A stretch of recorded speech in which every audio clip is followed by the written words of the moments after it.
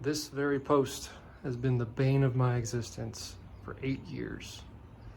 It means that when I pull onto the old carport, there's just nowhere for the driver's door to open. It's super annoying. You gotta park really close to the brick, then no one can get out. Anyway, we're gonna remove it. That's the process we're seeking. And in that process, when this one comes out, we're gonna remove this one too, because why not?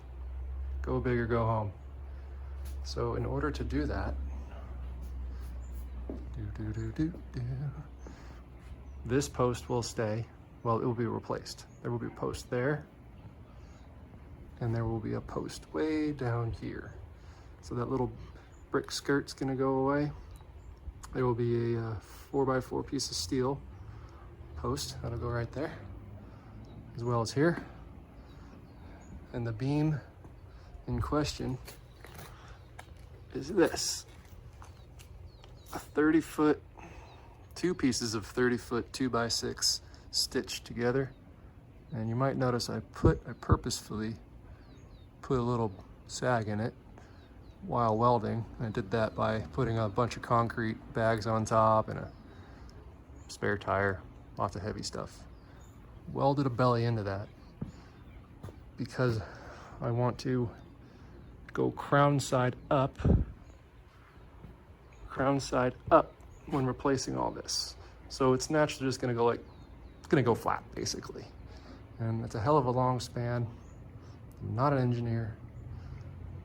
Damn it, we're gonna make it work. So I'm sitting right now on the end of the 30-footer, trying to make an arc. Right there in the middle, halfway. And then over there, there's a bunch of concrete and a spare tire sitting on it. They actually outweigh me. So my butt is down here, kind of making that arc we talked about earlier. So we're now welding on the top side of the steel beam with our little handy 140 welder.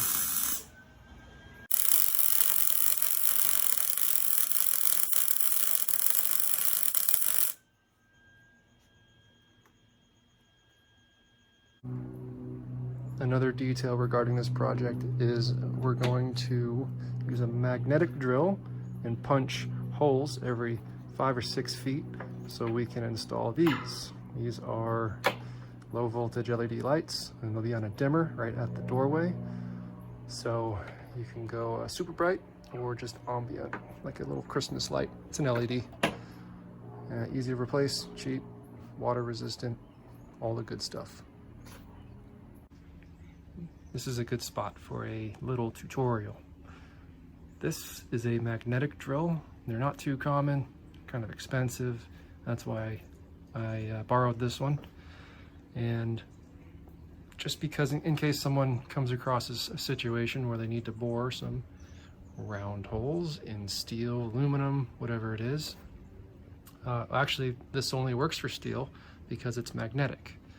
This magnetic base on, it's humming right now, and that tells me I can't move it, right? It is locked down there. The magnet's really strong, but it also relies on friction, right? So I can twist this thing if I wanted to, but we're not. We're just gonna apply axial force downward like that.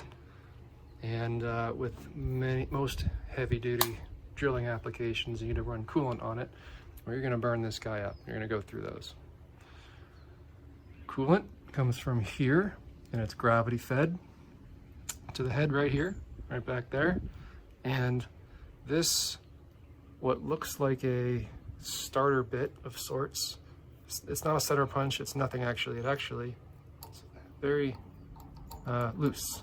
So when that hits the metal there, it opens a valve, and you can kind of see that the coolant is flowing. I promise it does. So it'll start dripping, and you don't need to douse it. It just needs to stay wet and therefore cool. It's water-based. You can use an oil. You can just spray WD-40 on it if you want, and it will work. But then you'll have oil all over your steel, which is probably going to get painted. I painted all this before welding it together, and so that the insides are all painted, and hopefully that will slow any surface rust that will eventually happen and start dripping through. But pretty dry weather out here, should be all right. And see how that goes.